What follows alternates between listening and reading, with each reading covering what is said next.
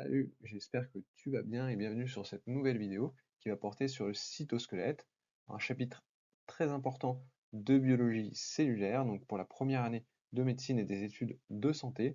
C'est un chapitre où les étudiants vont être très préparés car c'est en début d'année, ils ont encore plein d'énergie, plein de fougue. Donc c'est au cours du premier mois, hein, et typiquement tout le monde va être très prêt sur ce chapitre, donc c'est un chapitre à maîtriser pour ne pas perdre de place. Moi, je vais te donner plein de notions clés, plein de QCM pour bien le réussir. Et puis aussi, c'est non seulement pour réussir ton année, c'est un chapitre qui est vraiment fondamental pour comprendre la cellule et comprendre vraiment plein de choses, même les médicaments plus tard, etc. Donc en bas à gauche, on a une cellule, hein, qu'on peut voir avec différents marquages. On a le noyau qui est en bleu, les microtubules qui sont en vert. Il faut bien retenir que les microtubules sont plus proches du noyau, puisqu'en fait, ils vont être très proches aussi des centrioles, hein, donc ils sont à proximité du noyau, mais pas dans le noyau. Et on va avoir les filaments d'actine, donc les microfilaments d'actine, qui eux seront dans le restant et surtout autour de la membrane. Donc on peut voir qu'il est omniprésent, ce cytosquelette, et qui va être très important, hein, pour la structure du corps humain, pour les contractions musculaires, le transport de vésicules, donc ça c'est un sujet très important, la division cellulaire, et pour différentes tâches, donc très important. Aussi, j'en profite, il y a 80% de personnes qui regardent mes vidéos mais qui ne sont pas forcément abonnées. Donc je t'encourage, tu passes ta première année de médecine, études de santé, je t'invite à t'abonner pour avoir accès à l'ensemble de mes vidéos et pour m'encourager à continuer. Merci. Donc maintenant, pour vous introduire un peu les fonctions du cytosquelette, hein, déjà au niveau de l'étymologie, on peut observer que c'est le cytosquelette, c'est-à-dire le squelette de la cellule. Cependant, il faut faire attention, ce n'est pas qu'un squelette, il a des rôles beaucoup plus diversifiés qu'un squelette. En particulier, j'ai une professeure qui avait tendance à dire que c'était à la fois les ligaments, les tendons, les muscles, le squelette, parce qu'il a des rôles beaucoup plus larges qu'uniquement un rôle de squelette. Donc c'est une matrice protéique, c'est à base de protéines, donc ça c'est très important à connaître, ce qui va assurer une certaine structure mécanique des cellules, hein. Dès qu'on voit protéines, hein, on peut directement penser à structure, ces deux termes qui vont vraiment souvent ensemble. Surtout, il va avoir un rôle dans la motilité cellulaire, hein. Donc qu'est-ce que c'est la motilité cellulaire? Ça va être tout ce qui va être la mobilité des cellules, les flagelles, les déplacements, des formations des cellules. Donc, par exemple, ici, la cellule qu'on peut voir ici, hein, on peut voir qu'elle va émettre des protrusions, donc des prolongations, qui seront en fait de la motilité cellulaire. Donc elle va pouvoir se déplacer en émettant en rampant en quelque sorte, à la façon peut-être des amibes ou différentes espèces cellulaires. Et par exemple, on peut aussi penser aux spermatozoïdes, hein, spermatozoïdes qui vont avoir une queue qui va être faite de microtubules qui vont assurer la mobilité et la motilité du spermatozoïde. Sur la motilité cellulaire, il faut aussi retenir que c'est très important, par exemple pour la migration des cellules cancéreuses, donc sujet clé en médecine et en recherche.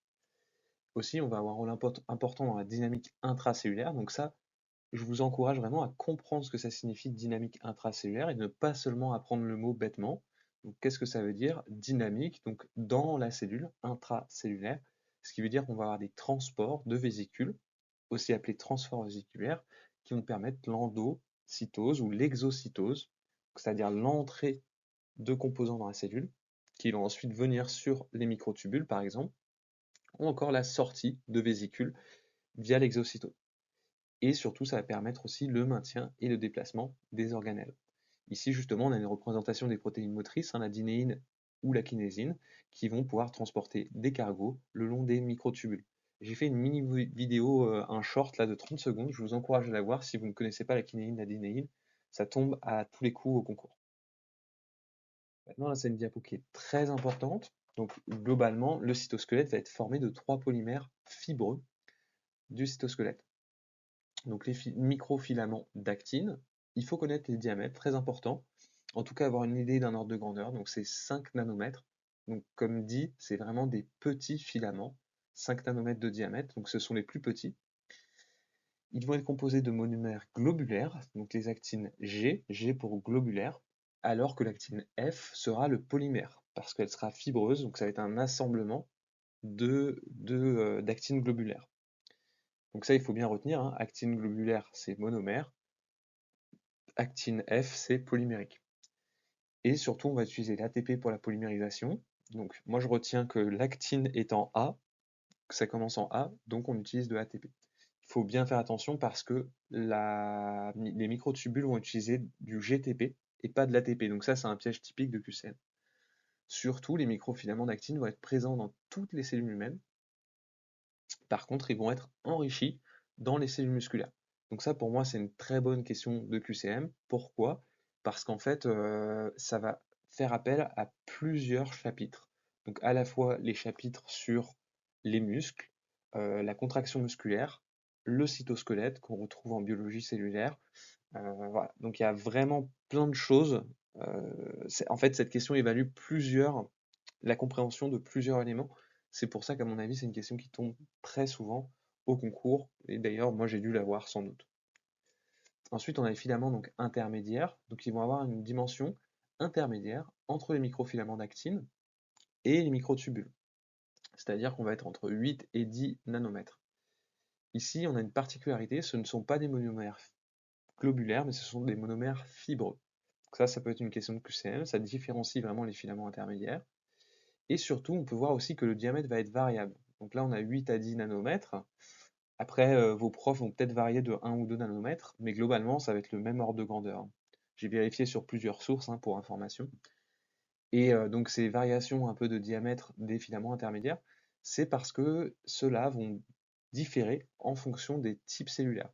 Donc les types cellulaires, par exemple, un neurone, c'est un type de cellule.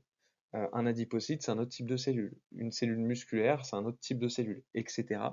Et toutes ces cellules vont avoir des filaments intermédiaires qui seront différents. Par exemple, la cytokératine, c'est quelque chose qu'on va plutôt retrouver dans les épithéliums, donc dans les cellules épithéliales.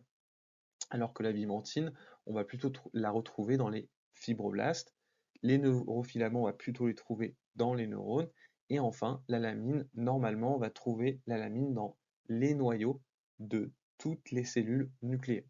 Attention, ici c'est bien lamine, qu'il ne faut pas confondre avec laminine, que vous pouvez voir normalement dans la matrice extracellulaire. Donc ne pas confondre lamine et laminine, ça peut être un piège de QCM assez facile. Et maintenant on a les microtubules, donc moi par tubule, je retiens facilement que c'est le plus gros polymère, donc qui est de 25 nanomètres de diamètre interne. Donc pour moi, tubule, c'est plus épais, et donc c'est plus épais aussi au niveau du diamètre interne. On va avoir des monomères globulaires, donc là soit des tubulines alpha et bêta qui vont s'associer en dimères et grâce au GTP vont polymériser. Point important, ils sont absents des hématies. Donc ça pour moi, le GTP qui est utilisé pour la polymérisation des microtubules ou encore le fait qu'ils sont absents des hématies, c'est typiquement des questions de QCM facile. Et là, justement, ça va être un peu le plan de la suite du cours que je vais faire dans d'autres vidéos. Donc, ce qu'il y a à connaître pour chaque polymère. Donc, moi, ce que je vous encourage à faire, c'est vraiment pour chaque polymère de connaître les éléments suivants que je vais citer. Donc, de connaître leur polymérisation et leur dépolymérisation. Par contre, ce n'est pas le cas pour les filaments intermédiaires, car en général, on ne connaît pas tellement la façon de polymérisation des filaments intermédiaires. On connaît très bien, par contre, microtubules et microfilaments d'actine. Donc, ça, il faut maîtriser polymérisation, dépolymérisation. Il faut aussi maîtriser la localisation et la fonction dans la cellule. C'est un peu ce que je vous avais montré tout à l'heure en première présentation. Donc globalement, sur l'actine, elle va plutôt être au niveau de la membrane. On va plutôt en trouver au niveau de la membrane, même si on en trouve aussi dans le reste de la cellule. Et on a vu aussi que les microtubules sont plutôt vers le noyau, même s'ils projettent aussi au niveau de la membrane. Et typiquement, par exemple, une image d'immunofluorescence, si la prof vous l'a montré, votre prof vous l'a montré, elle pourrait vous demander quel filament et de quelle couleur, quelle structure du cytosquelette et de quelle couleur. Ça serait une question assez facile. Donc ensuite, il faut connaître les superstructures qui vont être associées à chaque type de polymère. Donc par exemple, les microfilaments d'actine sont associés aux microvillosités et à la forme de la membrane. Les microtubules plutôt au centriole et essentiels à la division cellulaire. Et enfin, les filaments intermédiaires vont permettre la résistance mécanique et vont être des marqueurs de cancer. En particulier, si une cellule épithéliale migre parce qu'elle est cancéreuse et elle va migrer, je ne sais pas, par exemple au niveau du foie, et ça veut dire qu'au niveau du foie, on va retrouver de la cytokératine qui marquait la cellule épithéliale. Donc on va pouvoir typer le cancer en fonction des filaments intermédiaires qu'on retrouve dans la cellule. Et enfin, il est important de connaître les protéines associées, donc la dynéine et la kinésine, par exemple, pour les microtubules et le transport cellulaire, mais aussi la finbrine, la phenamine pour les différentes structures d'actine. Voilà, donc j'ai fait le tour de ce que je voulais vous présenter aujourd'hui. Si tu as des questions, écris-les en commentaire, j'essaierai d'y répondre, je réponds à toutes les questions. Je t'invite aussi à mettre un pouce vers le haut, à partager la vidéo et à t'abonner. Surtout, comme je le disais en introduction, il y a beaucoup de gens qui regardent mes vidéos, mais qui finalement ne s'abonnent pas. Donc je t'invite vraiment à t'abonner. Et aussi, sache qu'il existe d'autres vidéos en biologie cellulaire sur la chaîne, et même sur les cytosquelettes qui sont à venir. Donc je t'encourage à venir les voir. Salut, bonne journée, bon courage pour tes révisions.